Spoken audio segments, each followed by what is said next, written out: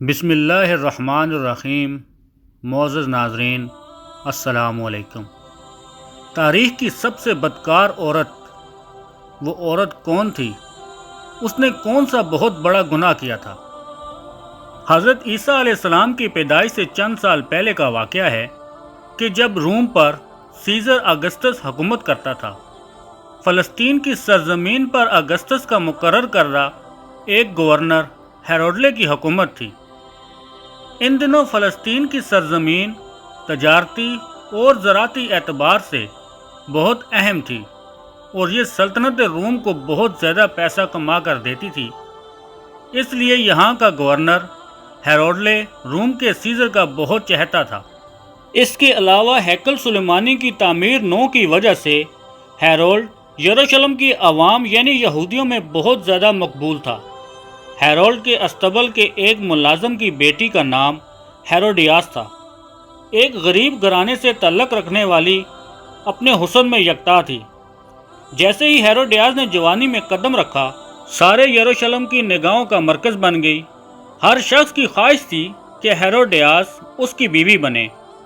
Herodias جہاں بہت زیادہ حسین تھی، وہیں اس میں غرور بھی بے انتہا کا تھا۔ اس کے مطابق اس کا یہ حسن محلوں کی رانی بننے کے قابل تھا اور اس کا حقدار کوئی شہزادہ یا بادشاہ ہی ہو سکتا تھا۔ ناظرین، ہیروڈیاس کا رانی بننے کا خواب آہستہ آہستہ جنون میں بدلنے لگا۔ جب ہیکل سلیمانی کی تعمیر نو مکمل ہو چکی تو حاکم فلسطین خود اس کے افتتاح کے لیے آیا۔ اس دن یروشلم کسی دلہن کی طرح سجا ہوا تھا اور ہر شخص یعنی یہودی جشن منانے میں مصروف تھا۔ اس جشن میں جہاں یروشلم کے مرد و زن شریک تھے، وہیں ہیروڈیاس بھی اس جشن میں بھرپور شرکت کر رہی تھی۔ اسی دوران اس کی ملاقات ہیرولڈ کے دوسرے بیٹے فلپ سے ہوتی ہے اور فلپ ہیروڈیاس کے حسن کے جال میں پھنس کر رہ جاتا ہے۔ ناظرین، فلپ پہلے سے شادی شدہ تھا، مگر ان دنوں بادشاہوں اور شہزادوں کا کئی بیویاں رکھنا معیوب نہ سمجھا جاتا تھا۔ فلپ ہیروڈیاس کو اپنے ساتھ اپنے شہر کیساریا لے گیا۔ ہیروڈیاس کی دلی خواہش پوری ہو چکی تھی۔ وہ جھونپڑی سے محل میں آ چکی تھی۔ اس کو وہ چیز حاصل ہو چکی تھی جس کے وہ خواب دیکھا کرتی تھی۔ مگر کیا کریں ہوس کا؟ ہیروڈیاس کی بلندی پر پہنچنے کی ہوس بھی محل میں پہنچتے ہی مزید بڑھ گئی۔ اس نے ملکہ بننے کے خواب دیکھنے شروع کر دیے۔ فلپ، جس کی کسی بیوی سے کوئی اولاد نہ تھی، وہ اپنے وارث کے لیے بہت زیادہ پریشان رہتا تھا۔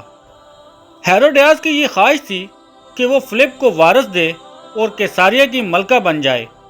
وقت گزرتا جا رہا تھا مگر بچے کی کوئی امید نظر نہیں آ رہی تھی۔ ایک دن ہیروڈیاس کی ایک کنیز نے اسے ایک بوڑھی عورت کے بارے میں بتایا جو کہ شہر سے باہر ایک غار میں رہتی تھی۔ کنیز نے ہیروڈیاس کو بتایا کہ لوگ اس بوڑھی عورت کے پاس اپنی مرادیں لے کر جاتے ہیں اور کامیاب واپس لوٹتے ہیں۔ ناظرین، ہیروڈیاس نے بوڑھی عورت کے پاس جانے کا ارادہ کنیز سے ظاہر کیا اور کنیز اسے لے کر ایک دن اس بوڑھی عورت کے پاس اس کے غار میں لے جا پہنچی۔ ہیروڈیاس کے پوچھنے پر بوڑھی عورت نے اسے بتایا کہ تیری اولاد ضرور ہوگی اور وہ اتنی مشہور ہوگی کہ تیری اولاد کو لوگ رہتی دنیا تک یاد رکھیں گے۔ بوڑھی عورت کی اس پیشن گوئی پر ہیروڈیاس بہت خوش ہوئی۔ ابھی وہ اسی خوشی میں تھی کہ بوڑھی عورت پھر گویا ہوئی، لیکن تیری اولاد اپنے گناہ عظیم کی وجہ سے یاد رکھی جائے گی۔ ہیروڈیاس یہ سن کر واپس چلی آئی۔ چند ہی دنوں بعد ہیروڈیاس امید سے ہوئی اور اس کے گھر ایک لڑکی پیدا ہوئی جس کا نام سلومی رکھا گیا۔ مگر فلپ کو اس سے زیادہ خوشی نہ ہوئی، کیونکہ وہ لڑکے کی خواہش رکھتا تھا کہ اس کا تخت کا کوئی وارث ہو سکے۔ ہیروڈیاس کی اہمیت اس محل میں اب پہلے جیسی نہ رہی۔ چند ہی دنوں کے بعد فلسطین کا حاکم ہیرولڈ اعظم اور فلپ کا باپ اور ہیروڈیاس کا سسر چل بسا اور اس کی سلطنت اس کے بیٹوں میں تقسیم ہو گئی۔ فلسطین کی تقسیم میں سے چھوٹا حصہ فلپ کے حصے میں آیا اور سب سے زیادہ آمدنی والا حصہ جو فلپ کے چھوٹے بھائی اینٹی پاس سے، جسے ہیرولڈ ثانی بھی کہا جاتا ہے، کے حصے میں آیا۔ ہیروڈیاس اور اینٹیپاس کی پہلے ملاقات ہیرولڈ اعظم کی تدفین کے موقع پر ہوئی۔ اینٹیپاس ایک نوجوان اور مضبوط جسم کا شخص تھا۔ وہ پہلی ہی نظر میں ہیروڈیاس کے عشق میں مبتلا ہو گیا۔ یہ ہیروڈیاس کی ادائیں ہی تھی جس نے اینٹیپاس کو اس کا دیوانہ بنا دیا۔ ہیروڈیاس اب فلپ سے چھٹکارا چاہتی تھی، جس کے لیے اس نے اینٹیپاس کو اپنی محبت کے جال میں پھنسا لیا، اور ایک دن فلپ کی سالگرہ کے موقع پر اس کے بھائیوں اور دوسری سلطنت کے حکمرانوں اور رومی سلطنت کے عہدیداروں کو بلاوا بھیجا گیا۔ اینٹیپاس جیسے اسی موقع کی تلاش میں تھا، وہ ہیروڈیاس کی محبت میں کھینچا چلا آیا۔ ہیروڈیاس نے نہایت چالاکی سے اینٹیپاس سے اپنی اداؤں کا جادو دکھا کر وعدہ لے لیا کہ وہ اسے اپنی ملکہ عالیہ بنائے گا۔ ناظرین، ایک دن دونوں موقع دیکھ کر وہاں سے بھاگ نکلے۔ اس بات پر فلپ اور اینٹیپاس کے درمیان کئی جنگیں ہوئیں۔ بعد ازاں رومن حکومتی مداخلت پر دونوں میں صلح ہو گئی۔ اینٹیپاس کے کچھ علاقے فلپ کو دے دیے گئے اور ہیروڈیاس کو اینٹیپاس کے حوالے کر دیا گیا۔ ان دنوں حضرت زکریا علیہ السلام کے بیٹے حضرت یحییٰ علیہ السلام یروشلم کے لوگوں میں تبلیغ فرمایا کرتے تھے۔ حضرت یحییٰ علیہ السلام کو عیسائی یوحنا کے نام سے بھی جانتے ہیں۔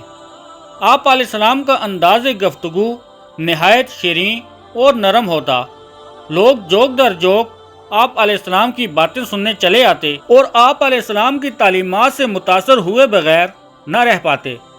ان دنوں زیادہ تر یہودی عالم رومی سلطنت کے پٹھو ہوتے اور حق بات کہنے سے گھبراتے تھے، لیکن حضرت یحییٰ علیہ السلام ہر خوف سے پاک اپنے لوگوں کی تبلیغ کیا کرتے، اور آپ علیہ السلام کھلے الفاظ میں بادشاہ اینٹیپاس کے اس عمل کی مخالفت کرتے کہ اس نے اپنے بھائی کی بیوی کو بھگا کر اس سے شادی کر لی۔ بادشاہ اینٹیپاس نے اس جانب تو کوئی توجہ نہ دی، مگر ہیروڈیاس جو کہ سلطنت کی ملکہ تھی، آپ کو گرفتار کرنے کا حکم دے دیا اور آپ علیہ السلام کو اپنے باغ کی سرابی کے کام پر لگا دیا۔ ہیروڈیاس نے کئی بار اینٹیپاس کو اس بات پر اکسایا کہ وہ حضرت یحییٰ علیہ السلام کے قتل کا فرمان جاری کرے، مگر اینٹیپاس نہ مانا۔ ہیروڈیاس اور فلپ کی بیٹی سلومی، جس کی خوبصورتی نے اپنی ماں کو کہیں پیچھے چھوڑ دیا تھا، جوان ہو چکی تھی، اور کئی بادشاہ اور شہزادے اس کے خواب دیکھتے تھے۔ ایک دن محل کی کھڑکی سے باغ کا نظارہ کر رہی تھی کہ اس کی نظر حضرت یحییٰ علیہ السلام پر پڑی۔ حضرت یحییٰ علیہ السلام کے چہرے پر ایک معصومیت اور خدا تعالیٰ کی طرف سے ایک ایسا نور تھا کہ وہ متاثر ہوئے بغیر نہ رہ پائی۔ اس نے حضرت یحییٰ علیہ السلام کو اپنے محل میں طلب کیا اور انہیں دعوت گناہ دی، لیکن حضرت یحییٰ علیہ السلام نے اسے جواب دیا کہ میں تجھے دیکھنا بھی گناہ سمجھتا ہوں، اور وہاں سے چلے آئے۔ حضرت یحییٰ علیہ السلام کا انکار سلومی کو ناگوار گزرا اور وہ انتقام کی آگ میں جلنے لگی۔ وہ خوبصورتی جس پر اسے غرور تھا، اسے ایک قیدی نے ٹھکرا دیا تھا۔ سلومی کے لیے یہ بات نہایت عجیب اور ہتک امیز تھی۔ کچھ دنوں بعد بادشاہ اینٹیپاس کی سالگرہ کا دن آ پہنچا، جس میں شرکت کے لیے بہت سے حکمران اور روم کی سلطنت کے اعلیٰ عہدیداران شمولیت کے لیے آئے۔ بادشاہ اینٹیپاس کے قدموں میں تحفوں کے ڈھیر لگے تھے، اور ہیروڈیاس بادشاہ اینٹیپاس کی خدمت میں حاضر ہوئی اور کہا کہ میرا تحفہ سب سے عظیم اور اعلیٰ ہوگا، کیونکہ آج آپ کے سامنے جشن میں میری بیٹی سلومی رقص کرے گی۔ ہیروڈیاس نے کئی سال قبل ہی سلومی کو رقص کی تربیت دلوانا شروع کر دی تھی۔ اس رقص کا مقصد بادشاہ اینٹیپاس کو خوش کر کے سلومی کو تخت کا وارث قرار دلوانا تھا۔ پھر بڑے دربار میں سلومی کا رقص شروع ہوا، جو کہ بے حیائی کی تمام حدوں کو پھلانگ گیا۔ سلومی 7 رنگ کے 7 لباسوں میں ملبوس تھی، اور رقص کے دوران اس نے ان 7 رنگوں کے 7 لباسوں کو باری باری اتار پھینکا۔ یہ رقص کئی گھنٹے جاری رہا۔ ناظرین، اس کے کچھ ہی دن بعد روم کا سیزر ٹائبیرس اینٹیپاس سے ناراض ہو گیا، اور اس نے اینٹیپاس کے بھتیجے ایگریپا کو اس کی سلطنت پر چڑھائی کا حکم دے دیا۔ ایگریپا نے اینٹیپاس کو شکست فاش دی، اور اینٹیپاس اور ہیروڈیاس کو زنجیریں پہنا کر سرعام روم لے جانے کا حکم دیا۔ جب ہتھکڑیوں اور زنجیروں میں جکڑے دونوں میاں بیوی شہر کی گلیوں سے گزر رہے تھے تو ان کے ستائے ہوئے لوگ انہیں پتھر مار رہے تھے۔ پھر شہنشاہ روم نے ان دونوں مجرموں کو اسپین کے ایک صحرا میں پھینکوا دیا، جہاں بھوک اور پیاس سے دونوں کی موت واقع ہوئی۔ سلومی کی باقی زندگی ایگریپا کے بھتیجے ارسطوبلس کی غلام بن کر گزری۔ یہ غرور اور تکبر سے بھری اس ملکہ کا حشر ہے جس نے اپنی ساری زندگی اور زیادہ کی ہوس میں گزار دی۔ ناظرین، اسی امید سے آپ سے اجازت چاہیں گے کہ آپ کو یہ ہماری ویڈیو ضرور پسند آئی ہوگی۔ انشاءاللہ ملتے ہیں بہت جلد ایک نئی اور منفرد معلوماتی ویڈیو کے ساتھ۔ خدا حافظ۔